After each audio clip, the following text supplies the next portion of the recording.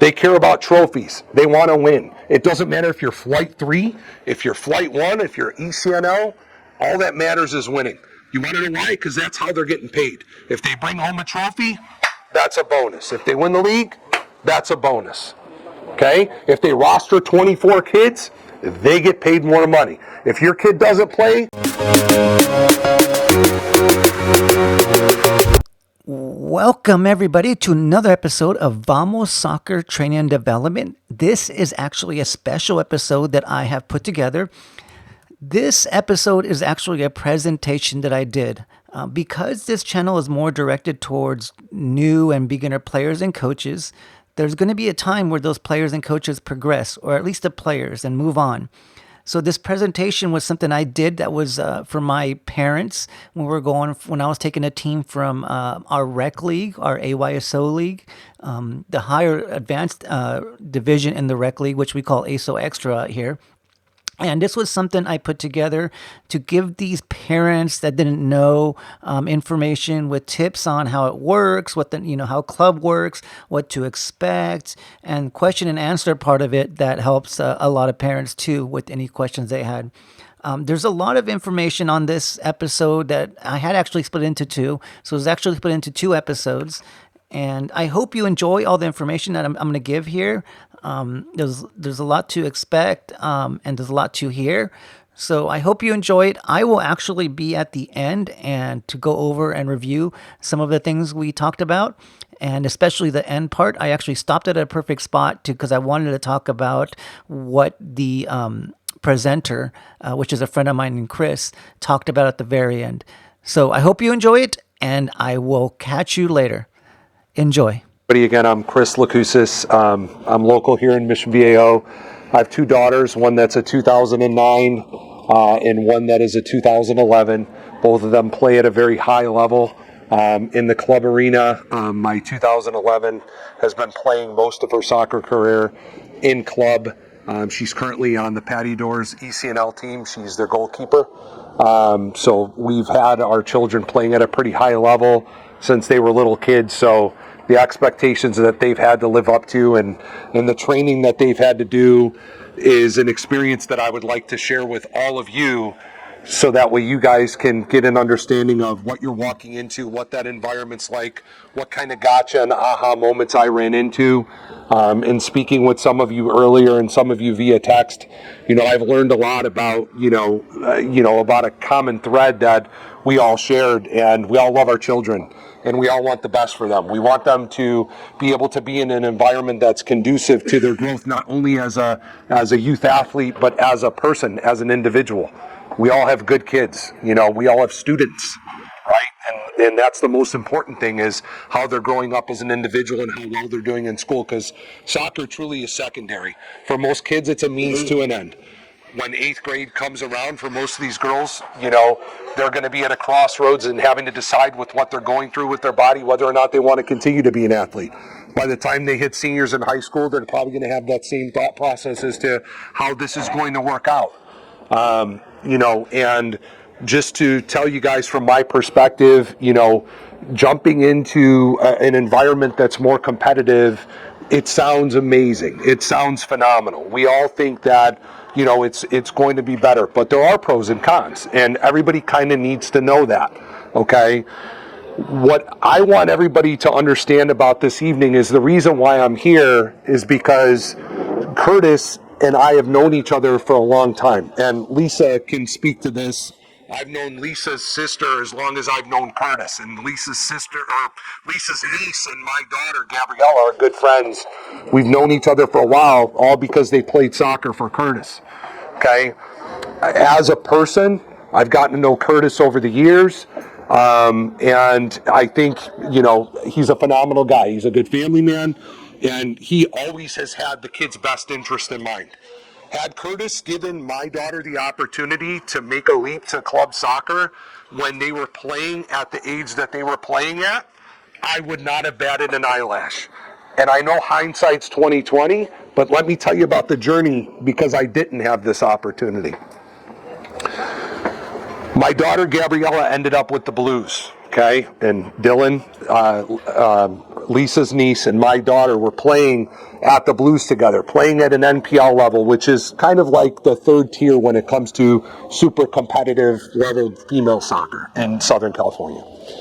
And they were doing really well. My daughter, Gabriella, she gets recruited to go and play for strikers at the ECNL level. Now, this is the top tier of soccer in girls soccer in the United States, okay? And the best is here in Southern California, make no mistake about it. Okay, the two best girls clubs are here in Southern California, and that's Blues and Slammers. By far, head and shoulders. They got trophy cases that are bigger than this restaurant, okay? So she gets recruited to go and play at the ECNL level for strikers. Before we even got there, what we were never told is that they were no longer eligible to play in the ECNL league.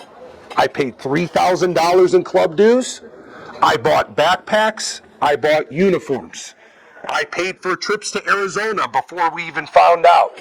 Finally, 3 months into it, after all that was paid for, I finally got told with the rest of the parents on the team, which some of who knew, what was going on.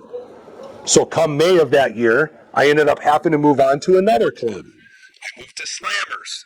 She ends up going to the ECRL level, which is the step below. She's doing great. Team is doing good. Finishes 4th in league. They decide to switch coaches. The coach disbands the whole team. And here I am with my athlete that I'm paying thousands of dollars for personal training for. She's doing, psychological training. She's doing speed and agility training. She's doing all kinds of stuff to keep up with these other girls on the field. And now she gets her legs cut out from under her. Well, what do you think that does to a girl emotionally? 13, 14-year-old girl. They take it personally. They think, what did I do wrong? So now I have to rebuild the confidence in her. And seeing her go through that was devastating for a dad. You never want to see anything like that happen to your child, okay? And the reason why I'm telling you this is because this opportunity that he's talking about is a whole hell of a lot different than anything I just experienced and told you about. You have a person that genuinely cares about the kids individually, cares about the families, and most of all, cares about their development and their mental health, okay? A lot of coaches don't give a shit about that in Orange County. They care about trophies. They want to win. It doesn't matter if you're Flight 3, if you're Flight 1, if you're ECNL. All that matters is winning. You want to know why? Because that's how they're getting paid. If they bring home a trophy, that's a bonus. If they win the league, that's a bonus.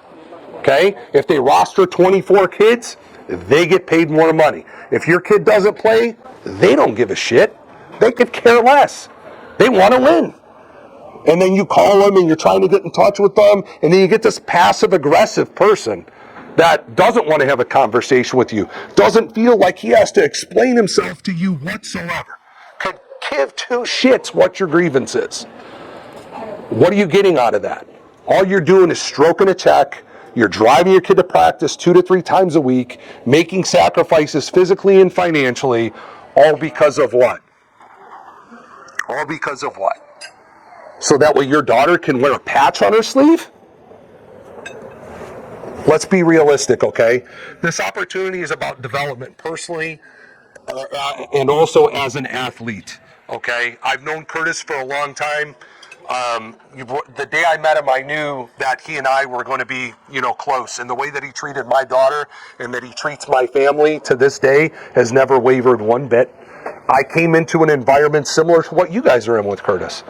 Of course he yelled at my daughter when she did something wrong. That's what coaches do. You don't want that all the time, though. Okay, Curtis knows that he has some attributes and some things and some shortcomings that he needs to work on too as a person. And he said that, and I respect him for that.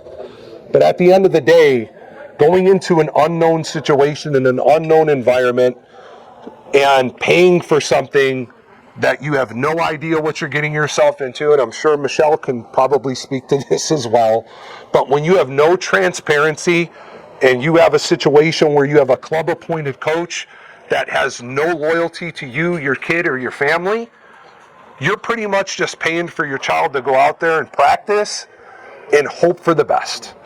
That's truly what it is, okay? So Curtis had mentioned to you guys his goal is to elevate the team and get them to be, Flight 1. And coming into Flight 1 would be phenomenal. What I want to, bestow upon you guys is when you're looking at this from an experience perspective, you can't necessarily dwell on the flight that the team is playing in to start off with. The girls need an opportunity to get to know each other, to play together as a cohesive unit, build that bond, do some team building activities, get away from the pitch, enjoy each other's company, go do a ropes course, have a good time, and build that camaraderie. Then go out there, play a couple tournaments, okay, over the summer. Get a feel for where the team is. Get an understanding for what the girls' tendencies are, what they can do better, who plays well together on the field, who plays what positions better. You guys may think your kid is an all-star at forward. She might be the best center back that we've seen since, Abby Dahlkemper. My daughter played forward in AYSO, my goalie. Now she plays on the number 3 team as a goalkeeper because the coach thought to put her there and give her an opportunity. So you got to understand, things are going to ebb and flow. Kids are going to play different positions. They're going to learn different things. But most of all, it's an opportunity for them to grow. You don't want your kids to be sedentary and pigeonholed into one position either. I could tell you that's a huge mistake. And why is that? Because my older daughter has played center back ever since she got to club soccer. You know what that does to her? That puts her at center back anywhere she goes. You know how many kids play center back during the game? 2 on each side of the field. You know how many center backs are on a team? Max 4. So now she's got to beat out 4 other kids to play that position and maybe get 50% of a game. Now she doesn't leave the field though, because we found the right spot for her. Okay, she's pretty good. Curtis taught her how to kick the ball with her left foot, and she's right-footed. Did a thing called Mickey Mouse ears. You guys probably heard Curtis talk about the left foot. My daughter on her U15 team is only one of 2 kids that could actually strike the ball legitimately with her left foot. And the other girl's left-footed. Let's just talk about the club landscape for a second. I gave you guys a little bit about my experience and different things that I went through, and not everybody's experience is as extreme, right? So the way that it works is each club starts off with 3 flights of soccer, and then there's different designations that they can apply for above and beyond those 3 flights of soccer. The flights of soccer are governed by the SoCal Soccer League, which is governed by U.S. Soccer. U.S. Soccer is one of the largest soccer organizations. It's not USA Soccer, so it's not the national team. It's U.S. Club Soccer, okay? They are the ones that make all the rules for all of the leagues pretty much across the United States. Some of those rules even apply to AYSO. Okay, even though AYSO has their own fair play rules, like the kids must play 75% of the game, or you can't do certain things during the game, or there has to be a build outline, or you can't head the ball. There's just certain constraints that AYSO does that club soccer may not do until a certain age or below a certain age. So U.S. Club Soccer sets forth the rules that SoCal Soccer League, which is the predominant league in Orange County, okay, those are the rules that they abide by. And they have 3 legitimate flights, okay, and then once you get past those flights, with Flight 1 being the top, there's 2 different leagues, and those are national leagues. Those are called NPL, the National Players League, and DPL, the Developmental Players League, okay? NPL is what most of the teams in Orange County play after they have teams that exceed the abilities of Flight 1, okay? So after those 2 tiers, there's 2 very distinct, different elite level club opportunities. One is the Girls Academy, which started basically near the time that COVID began, okay? The next 2 sets of national leagues are all under the Elite Clubs National League. Elite Clubs National League has 2 separate leagues. They have the Elite Club National League Regional League, which is a step above NPL, okay? And then they have the Elite Clubs National League. And the Elite Clubs National League is the cream of the crop, okay? When you see girls getting drafted in the NWSL at 15 years old, that's the league that they're playing in, That's the top league that Southern California has to offer. It is the most elite of elite in terms of player talent and ability. Okay, when college coaches are coming out to showcases, when they're going to Surf Cup, which is a big prominent tournament, or Blues Cup, or any of the major tournaments like Albion Cup or Man City Cup, they're looking at teams that have a patch on their arm that is a black and teal green patch that says ECNL on the crest. Okay, that's what they're looking for if you're a Division I school. Okay. So that is pretty much the hierarchy and the landscape of what we have to offer here in Southern California, okay? Some of your children may aspire to be college soccer players. Maybe they do, maybe they don't. Maybe you feel at some point that, they're going to invest enough time and enough effort, and maybe they have the raw talent and ability to be able to make it to that point in time.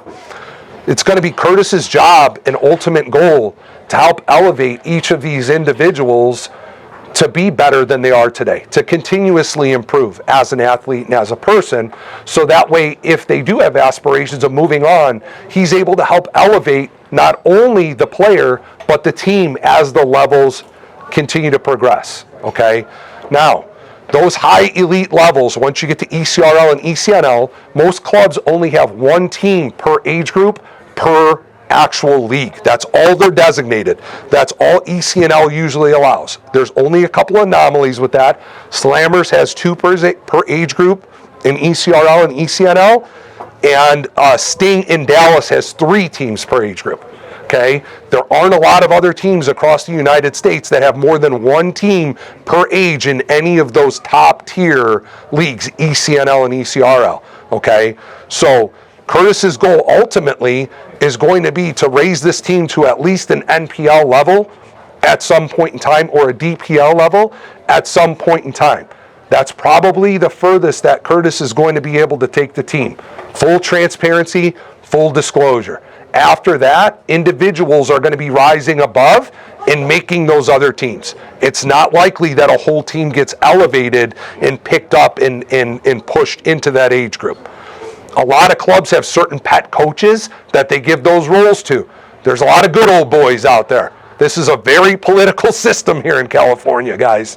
Okay? So, there's a lot of things that you don't have to fight, that you're going to be sheltered from moving into this club scenario with a coach.